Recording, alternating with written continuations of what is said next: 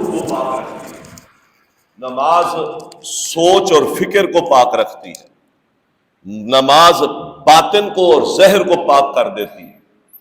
یہ اس کا تعلق وجود کے ساتھ ہے۔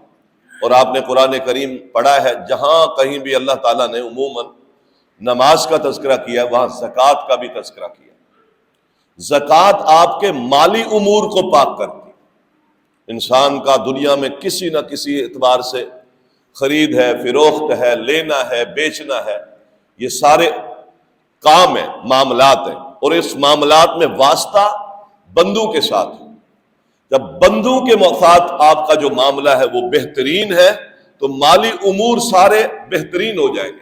جھوٹ نہیں بولے گا بندہ، دھوکہ نہیں کرے گا، ملاوٹ نہیں کرے گا، مفاد پرستی پر مال نہیں بیچے گا، ہمدردی پر مال بیچے گا۔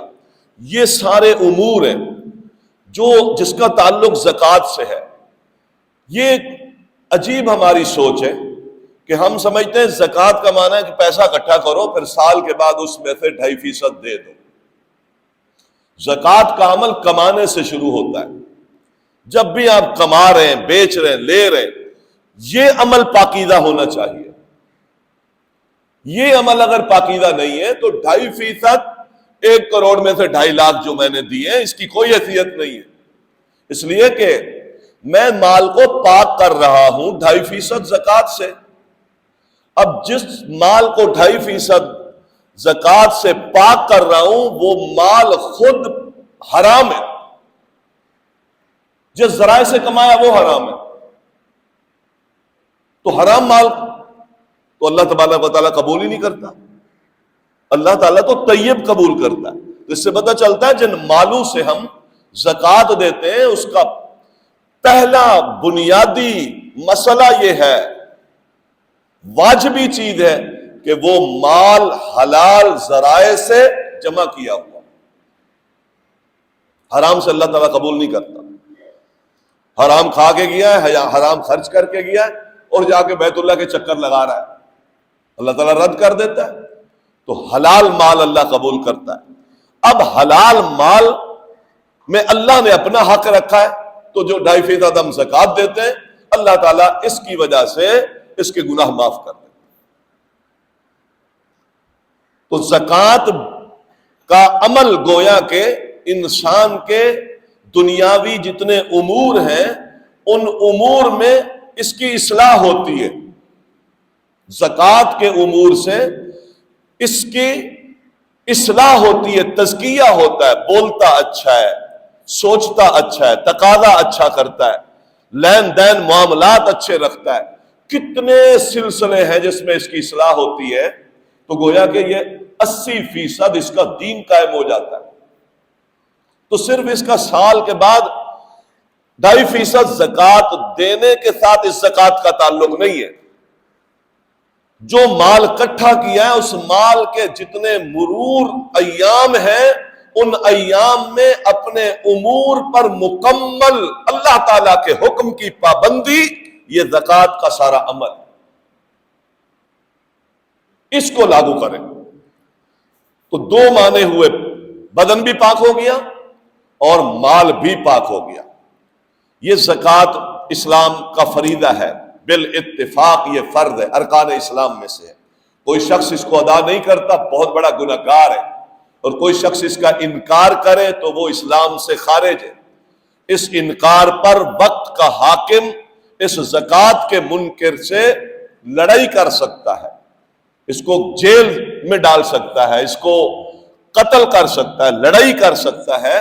جو شخص انکار کرتا ہے کہ زکوٰۃ اسلام کا حق نہیں ہے، اور اگر زکوٰۃ صرف دیتا نہیں ہے، مانتا ہے، صرف دیتا نہیں ہے تو بہت بڑا گنہگار ہے، ٹال مٹول کرتا ہے، سستی کرتا ہے، تغافل اختیار کرتا ہے، مال کی محبت میں یہ بخیلی کرتا ہے، تو یہ بہت بڑا گنہگار ہے۔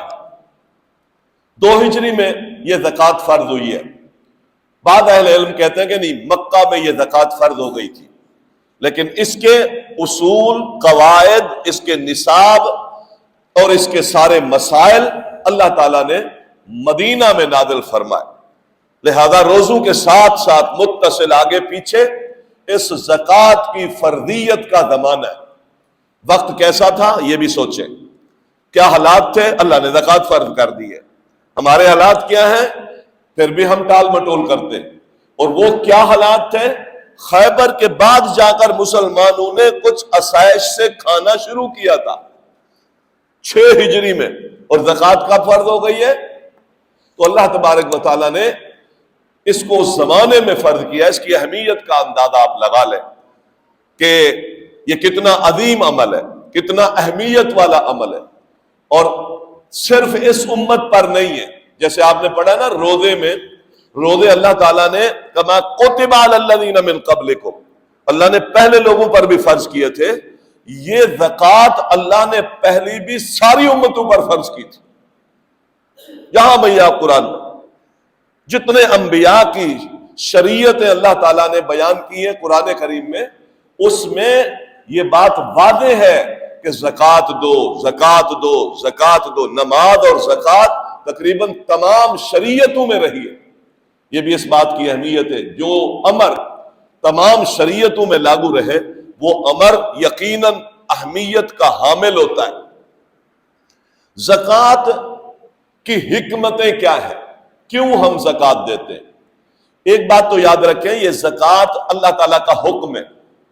جو اللہ کا حکم ہوتا ہے وہ اللہ کی عبادت ہوتی ہے، اور پھر واجبی حکم ہے۔ اس کو اللہ تعالیٰ نے فرض کیا ہے تاکہ اس بندوں کو اپنی عبادت کرواؤں۔ تو حکمت کیا ہے کہ ہم اللہ کی عبادت کریں۔ دوسرا، یہ زکوٰۃ مساکین، غربا، بے بس لوگ اور چٹیوں میں پڑے ہوئے لوگ، یہ ان کا حق ہے۔ تو گویا کہ اس کا تعلق حقوق العباد سے بھی ہے، اس کا تعلق حقوق العباد سے بھی ہے۔ اگر کوئی شخص اللہ تعالیٰ کے حق میں کوئی کمی کوتاہی کرتا ہے تو اللہ تعالیٰ اپنی رحمت کے ساتھ معاف کر دیتا ہے، کر دے گا، دونوں چیزیں۔ لیکن اگر کوئی شخص حقوق اللہ کی حق تلفی کرتا ہے تو اس کا حساب جہنم پر رکھے ہوئے صراط، پل صراط جس کو ہم کہتے ہیں، اس پر ہوگا، اور جب تک ایک دوسرے کے حقوق کی ادائیگی نہیں ہوگی اس وقت تک اس کی جان نہیں چھوٹے گی۔ تو یہ حقوق میں سے ہے۔ ایک اور حکمت بہت بڑی ہے کہ اس سے اللہ تبارک و تعالیٰ میرے گناہ معاف کرتا رہتا ہے۔ مال نفع دیتا ہے ایمان والے کو، کافروں کو مال نفع نہیں دیتا۔ ایمان والے کو اللہ کی طرف سے جو مال ملا ہوتا ہے نا، اور اولاد ملی ہوتی ہے، یہ دونوں نفع دیں گے دنیا میں بھی اور آخرت میں بھی۔ یہ ایمان کی برکت ہے۔ کافر کو نہیں ملتی ہے برکت، اولادیں بھی ان کی ہوتی ہیں، مال بھی ان کا ہوتا ہے، نہ ان کو برکتیں ملتی ہیں اور نہ ہی ان کو قیامت کے دن بخششیں ملیں گی۔ یہ ایمان کی برکتیں ہیں کہ آپ کی اولادیں، اللہ تبارک و تعالیٰ اولاد کو آپ کے لیے دنیا میں نافع بنا دے گا، آخرت میں نافع بنا دے گا۔ یہ مال کی برکت ہے، لیکن مال ایمان والے کا ہے، تو اس مال سے اللہ تعالیٰ گناہ بھی معاف کرے گا، برکتیں بھی ڈالے گا، اور اللہ تعالیٰ قیامت کے دن اس مال کی وجہ سے بخشش بھی دے گا۔ قیامت کے بڑے خوف اور بڑی گھبراہٹوں کے بارے قرآن کہتا ہے، جو اللہ کے راستے میں خرچ کرتے ہیں ان پر کوئی خوف نہیں ہوگا، کوئی غم نہیں ہوگا۔ یہ انعام ہے جو اللہ تعالیٰ اس زکوٰۃ کے ذریعے سے، بلکہ نبی علیہ الصلوۃ والسلام کی حدیث ہے کہ انسان قیامت کے دن اپنے صدقے کے سائے کے نیچے ہوگا۔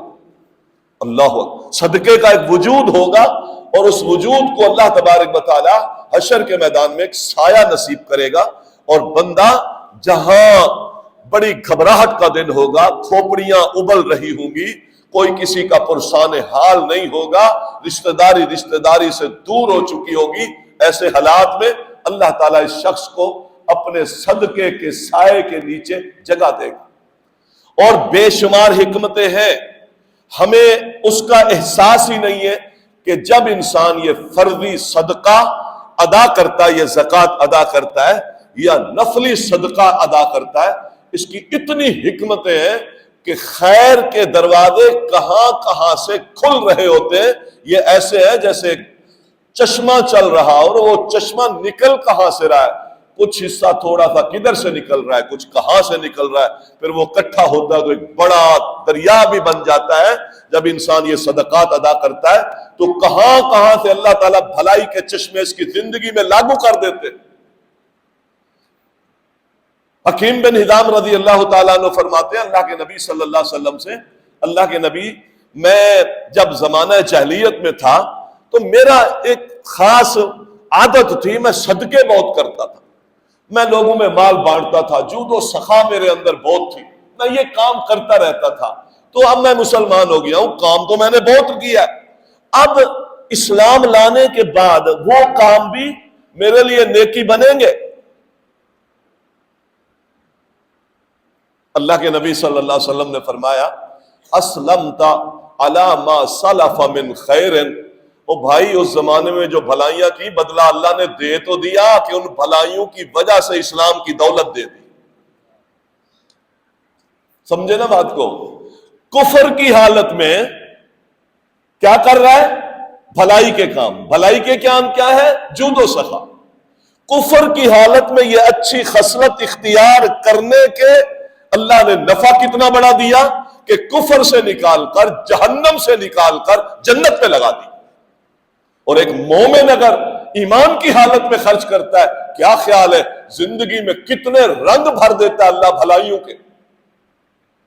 ہم تو اس کو بعد دفعہ چٹی سمجھتے ہیں نا، اس بخل کی وجہ سے اپنے وَلَا تَجْعَلْ يَدَكَ مَغْلُولَةً إِلَىٰ عُنُقِكَ، اللہ کہتا ہے اپنے ہاتھ کو اپنی گردن کے ساتھ باندھ کے نہ رکھ، تیرے مال میں اللہ کا حق ہے۔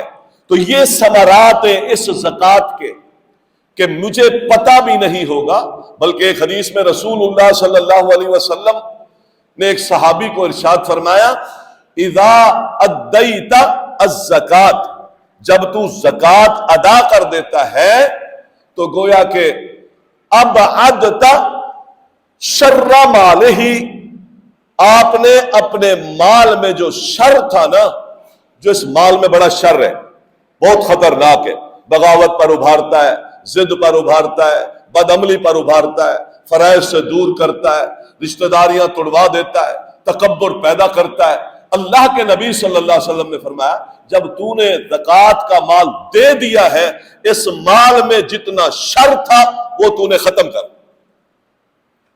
یہ ثمرات ہے اس کی، کتنی حکمتیں اللہ تبارک و تعالیٰ وہ اس سے ہمیں دے رہا ہوتا ہے۔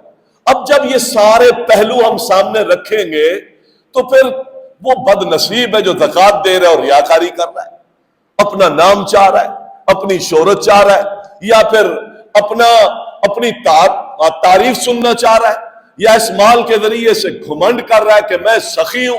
تو اس کے مقابلے میں جو اللہ نے حکمتیں رکھی ہیں وہ اتنی زیادہ ہے کہ مجھے کچھ چاہنے کی ضرورت نہیں ہے، اور اللہ تعالیٰ کسی کا حق رکھتا نہیں ہے۔ مثلا ایک چیز میں اللہ تعالیٰ نے کئی ایک ثمرات رکھے ہیں کہ بھئی یہ کام کوئی کرے گا تو میں یہ دوں گا، اگر بندے کو پتہ بھی نہیں ہے اور وہ کام کرتا ہے کہ اس میں کیا ثمرات تھے، بندے کو پتہ نہیں، اللہ حق نہیں رکھتا، وہ سارے ثمرات دے دیتا ہے۔ یہ حکمت ہے۔ رسول اللہ صلی اللہ علیہ وسلم کی حدیث ہے حسنوا اموالکم بالزکوٰۃ، اپنے مالوں کو محفوظ کرنا چاہتے ہو تو زکوٰۃ ادا کرو، یعنی مال ضائع نہیں ہوگا، مال کھایا نہیں جائے گا، مال تباہ نہیں ہوگا، مال میں زوال نہیں آئے گا، مال جو ہمارے پاس موجود ہے وہ ہمارے لیے فتنے کا سبب نہیں بنے گا۔ جو مال ہمارے پاس موجود ہے اس مال کے ذریعے سے میں شقاوت کے کام نہیں کروں گا۔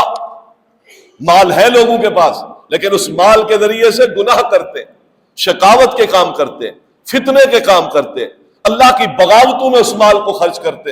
اگر کوئی شخص حلال کما کر پھر اس مال میں اللہ کا حق ادا کر دیتا ہے تو اللہ تعالیٰ مال کے سارے شر سے بھی اس کو محفوظ رکھتا ہے اور اللہ تعالیٰ اس مال کو محفوظ بھی کر دیتا ہے۔ یہ سارے اس زکوٰۃ کے ثمرات ہیں، اس کی حکمتیں۔ غریب تک مال پہنچتا ہے، دولت گردش کرتی ہے، اور اللہ تعالیٰ کا مقصود بھی یہی ہے۔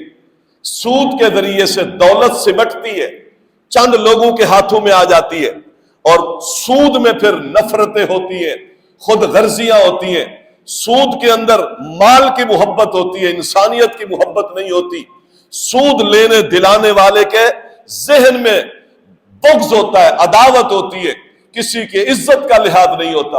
اور جب انسان زکوٰۃ کے نظام کو شروع کر لیتا ہے تو اس سے دل نرم ہوتے ہیں، سعادت کی راہیں کھلتی ہیں، مال سے محبت گھٹتی ہے، دولت گردش کرتی ہے، یتیموں کو حق ملتا ہے، مسکینوں تک روزی روٹی پہنچتی ہے، پھر ان کی دعائیں ملتی ہیں، پھر زمین پر خیر سگالیاں آتی ہیں، پھر رحمتیں برستی ہیں، پھر بارشیں ہوتی ہیں، پھر زمین سے اللہ تبارک و تعالیٰ پیداواریں نکالتا ہے، لوگ خوشحال ہوتے ہیں، اور فیکٹری والے کی پھر فیکٹری خوب چلتی ہے۔ یہ زکوٰۃ کے نظام سے ہوتا ہے۔ لیکن آج بد نصیبی یہ ہے کہ سرمایہ دارہ نظام نے میرے اس مال کو محدود کر دیا، تصرف میرے مال پر میرا ایسا ہے کہ میں جو چاہوں اپنے مال میں کروں۔ اسلام تو پابندیاں لگاتا ہے، لیکن یہاں تصرف آیا، ہمارے اوپر کافروں کے نظام، سرمایہ دارانہ جو نظام آئے ہیں، اس مال میں کس قدر افراط و تفریط ہے۔ انسان اپنے مال میں تصرف کا خود حق رکھتا ہے، جبکہ زکوٰۃ میں ایک خلیفہ، امیر ایک عامل کو بھیجتا ہے، جا لوگوں کے اموال کا حساب کر، کس کے پاس کیا ہے، ان کا نصاب دیکھ، پھر ان کو زکوٰۃ کا نصاب بنا کے دے، پھر وہ زکاتیں لے آ، پھر وہ زکاتیں بیت المال میں جمع ہوں گی، پھر یہاں بیت المال سے تمام لوگوں کی ضروریات کو پورا کیا جائے گا، قرضے اتارے جائیں گے، بے قصوں کو دیا جائے گا، رفاہی کام کیے جائیں گے، مسجدیں بنائی جائیں گی، مدرسے بنائے جائیں گے، مسکینوں پر خرچ کیا جائے گا، لوگ جو دیت نہیں دے سکتے، جرمانوں میں پڑے ہوئے، اس زکوٰۃ کو وہ دی، یہ سارے نظام پھر اسلام دیتا تھا۔ آج یہ سارا معاملہ ختم ہو چکا ہے، ہمارا تصرف وہ انفرادی ہے، جس کے بعد جو مال ہے اس پر جو تصرف کرنا چاہے، یعنی حرام کے کام میں اس کو لگا دے اور پیسہ کھینچے، لوگ اس کو ہاتھوں ہاتھ لیتے، پیسہ جمع ہوتا ہے کس کے پاس؟ اس ظالم کے پاس، اس لالچی کے پاس، اس فحاشی عریانی پھیلانے والے کے پاس۔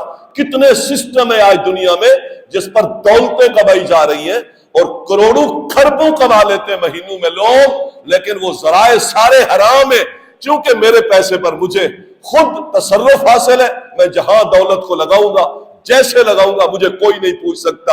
اسلام نے اس پر گرفت کی ہے۔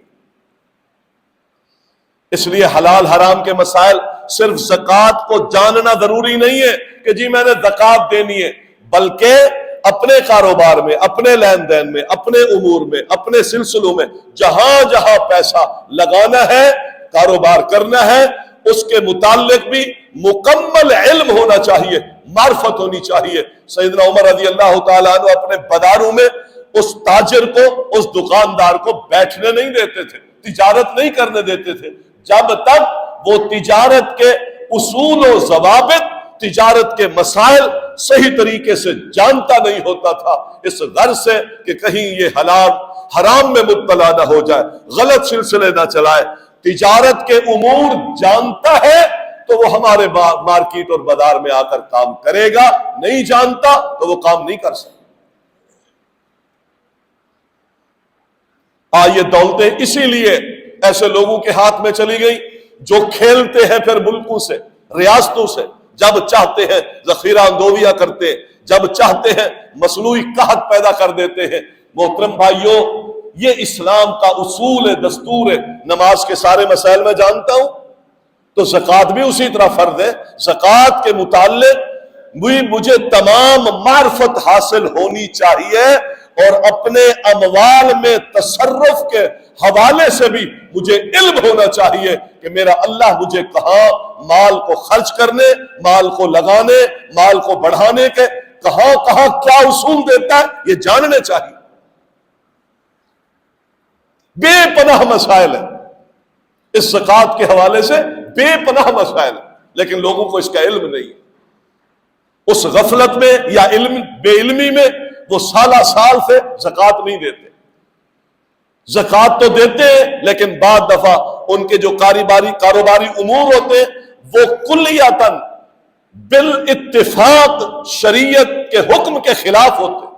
ان کی بنیاد اللہ تعالیٰ کی شریعت کی مخالفت پر ہوتی ہے، وہ ناجائز کاروبار ہوتے اور وہ کر رہے ہوتے، وہ صدقہ بھی کر رہے ہوتے. تو ان امور کو بھی ہمیں پرکھنا چاہیے. زکوٰۃ ہم سب پر اللہ تعالیٰ نے فرض کی ہے.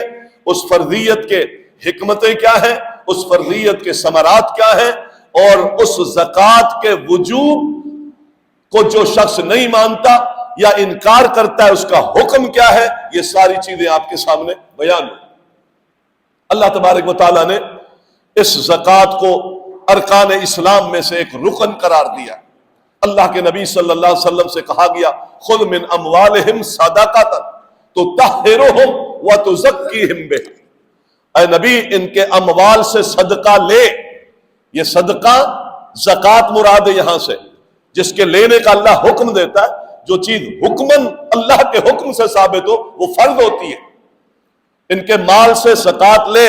یا ایھا الذین آمنوا انفقوا مما رزقناکم من قبل ان یاتی یوم لا بیع فیہ ولا خلۃ ولا شفاعۃ والکافرون هم الظالمون. یہاں اللہ تعالیٰ نے ایمان والوں سے کہا کہ ایمان والوں اپنے مال سے خرچ کرو، جو تمہیں ہم نے دیا ہے اس میں سے خرچ کرو. یہ خرچ فرضی خرچ ہے، اس کے ضمن میں نفلی آ جاتا ہے، لیکن یہاں اہل علم نے کہا ہے کہ یہ فرضی صدقہ ہے.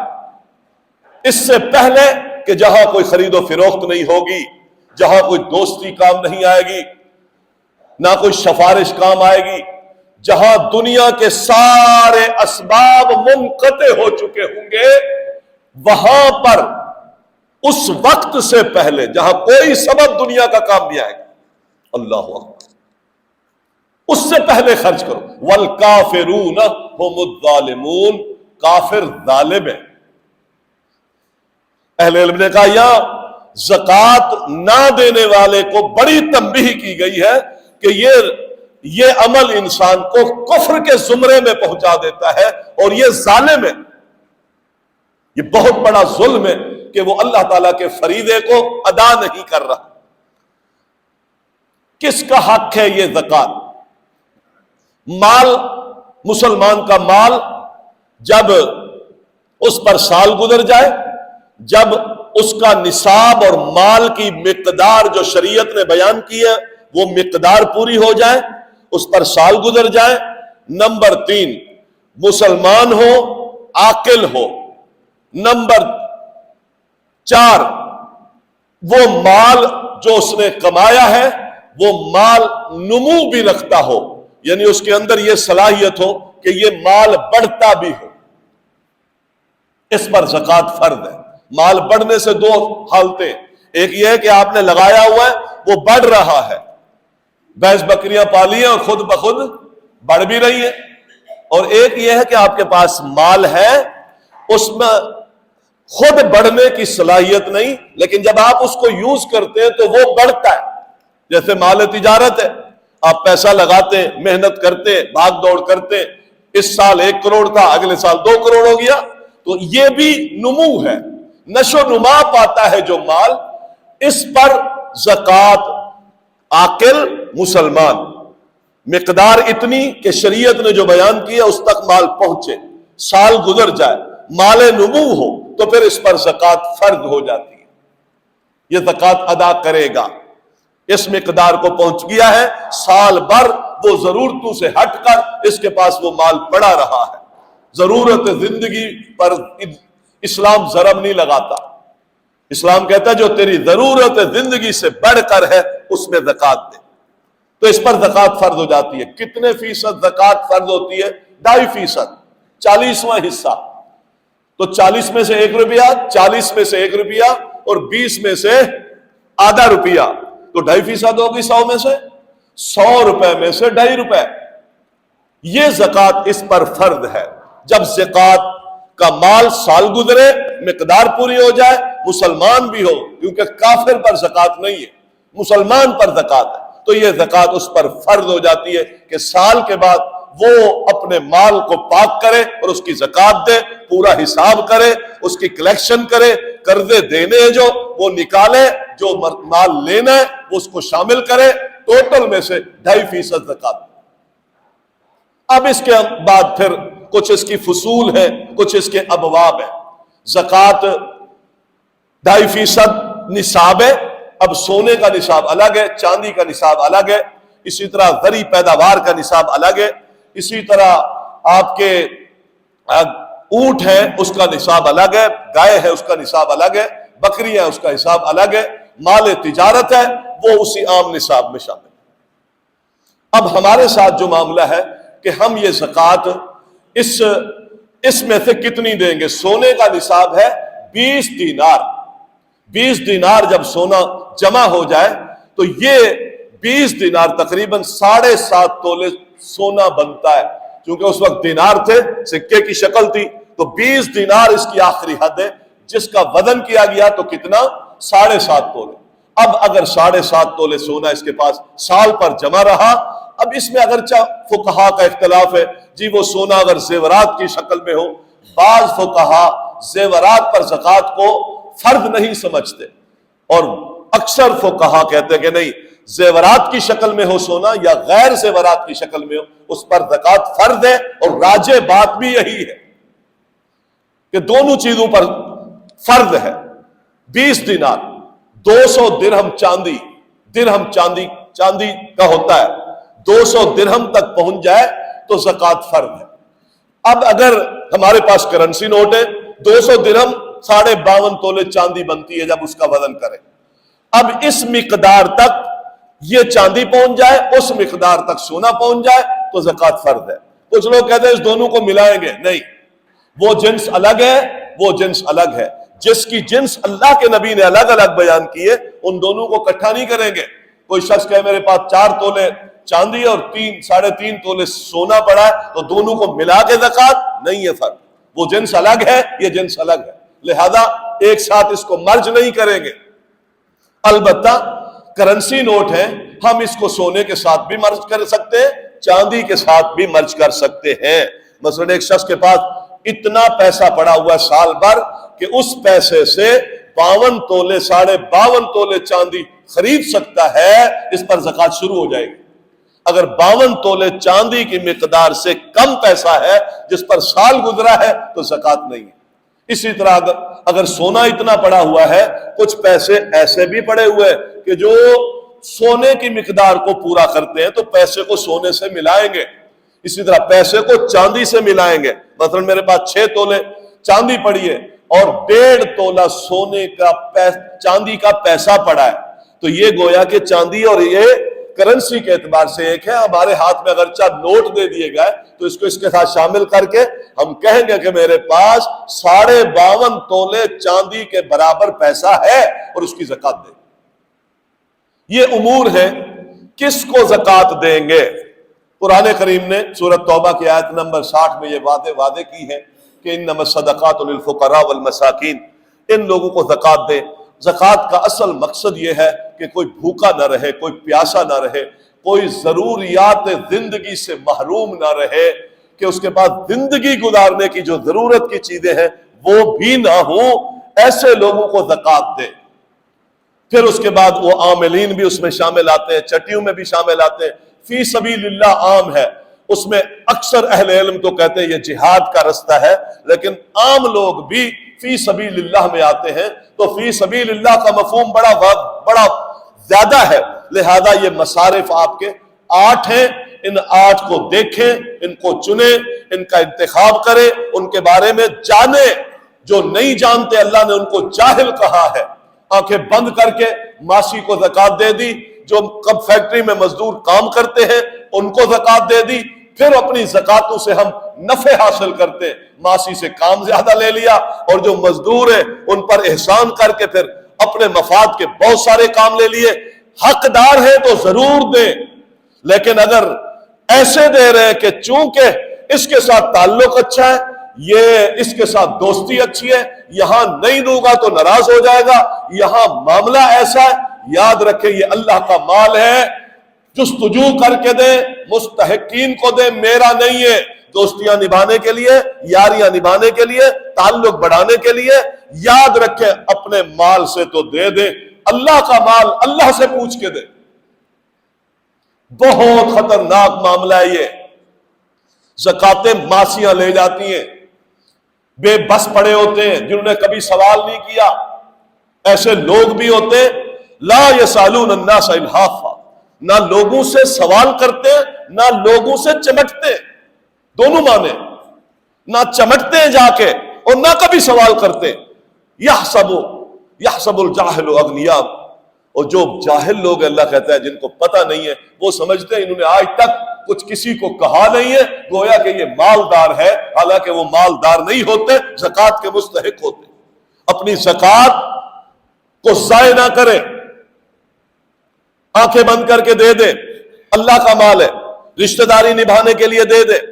بہن کے پاس گھر نہیں تھا، میں نے بہن کو دے دی، تو گھر دلانا تو اسلام میں فرض نہیں ہے، گھر کی ضرورت اس کی پوری ہو رہی تھی، لیکن ایک شخص کے پیٹ کی ضرورت پوری نہیں ہو رہی، ایک شخص بھوکا ہے، ایک شخص پیاسا ہے، ایک شخص کے بدن پر کپڑے نہیں ہیں، ایک شخص کے پاس راشن نہیں ہے، ایک شخص کے بچوں کے پاؤں میں چپلیں نہیں ہیں، ایک شخص بجلی کا بل ادا نہیں کر سکتا، اس کا مجھے پتہ نہیں ہے، اور میں کہتا ہوں کرائے کا گھر ہے، اولاد اس کی 2,000 3,000 5,000 فیسیں دے کر بڑے اسکول میں پڑھ رہی ہے، اور میں اپنی زکات سے اس کو گھر دلا رہا ہوں۔ بھائیو ضائع نہ کریں، یہ اللہ کا مال ہے، اللہ سے پوچھ کے دے۔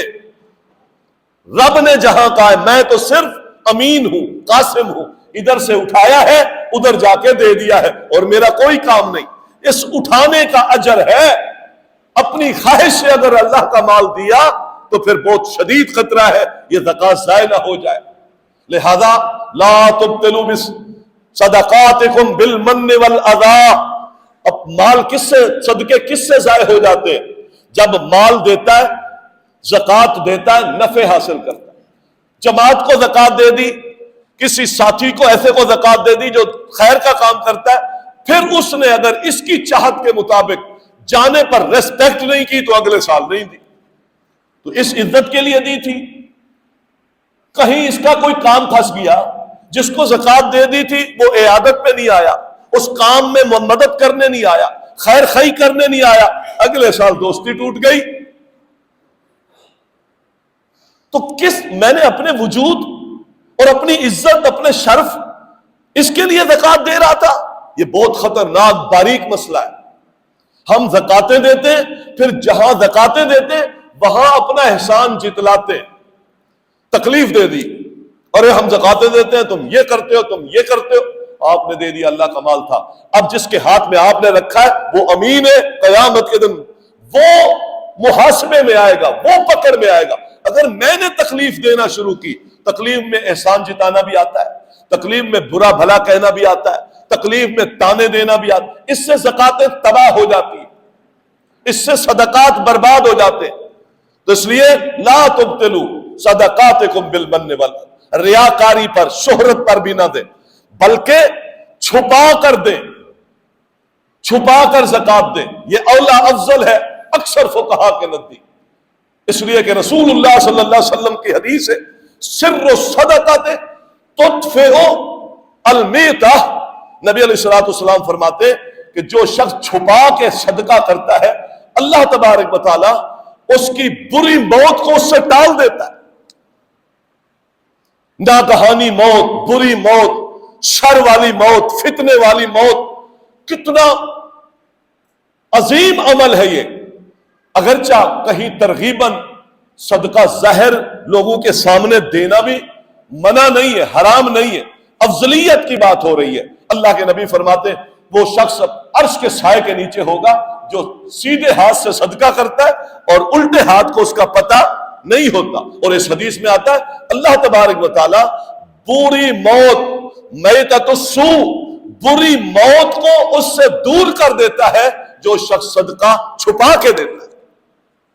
تو ریاکاری نہ کریں۔ قرآن کریم نے مثال دی ہے، ایک چٹان پڑی ہو اور اس پر مٹی پڑی ہو، اس پر مٹی پڑی ہو اور پھر اچانک آسمان سے بارش برسے تو اس چٹان کو وہ بارش دھو دے گی، اس پر ذرہ برابر بھی مٹی رہے گی نہیں۔ جو شخص ریاکاری پر، تکلیف پر، احسان جتا کر، لوگوں کو تانے دے کر مختلف انداز سے اپنے زکات کو اس طرح کرتا ہے، دیتا ہے۔ فرمایا یہ چٹان ہے جس پر مٹی پڑی ہے، بارش برسی ہے تو دھل گئی ہے۔ جو شخص اس طرح کرتا ہے اس کے نامہ اعمال میں کوئی نیکی باقی رہتی نہیں، دھل گئی۔ تو محترم بھائیوں، زکاتوں کو ضائع ہونے سے بچائیں۔ زکات دینا بڑی بات نہیں ہے، زکات ضائع نہ ہو۔ نماز پڑھنا بڑی بات نہیں ہے، نماز ضائع نہ ہو، وقت ضائع نہ ہو، اللہ کے ہاں مجرم نہ بنے۔ زکات دے، اللہ تعالیٰ سے پوچھ کے دے۔ اگرچہ بہت سارے زکات کے امور میں، یہ بھی ہماری بد نصیبی ہے، بہت سارے اختلاف پیدا کر دیے۔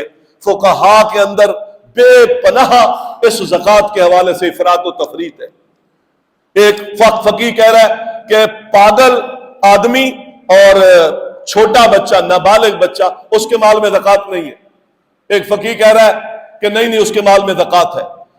کچھ فقہا کہتے ہیں زمین کی ساری پیداوار میں زکات، کچھ کہتے ہیں زمین کی کچھ پیداوار میں زکات ہے، کچھ کہتے ہیں کہ زیورات پر زکات ہے، کچھ کہتے ہیں زیورات پر زکات نہیں ہے، کچھ کہتے ہیں مال تجارت پر زکات ہے، کچھ کہتے ہیں مال تجارت پر زکات نہیں۔ یہ فقہا کے اگرچہ اپنے اختلاف ہے، لیکن ہمیں ان سارے امور کو سمجھنے کے لیے قرآن و سنت کے مسائل اور اس کی کسوٹی کو سامنے رکھ کر ہمیں درمیان کی راہ نکالنی چاہیے اور اس زکات کو اللہ کے حکم کے مطابق ادا کرنے کی کوشش کرنی چاہیے، اور اس کا بہترین حل یہ ہے اہل علم سے پوچھنا چاہیے۔ اور بھی بہت سارے مسائل ہیں، وقت کافی ہو گیا ہے۔ اللہ تعالیٰ سے دعا ہے رب العالمین ہمیں اس فریضے کو سمجھنے اور اس کو صحیح معنی ادا کرنے کی توفیق عطا فرمائے۔ اقول قولی ھذا استغفر اللہ لی ولکم ولسائر المسلمین۔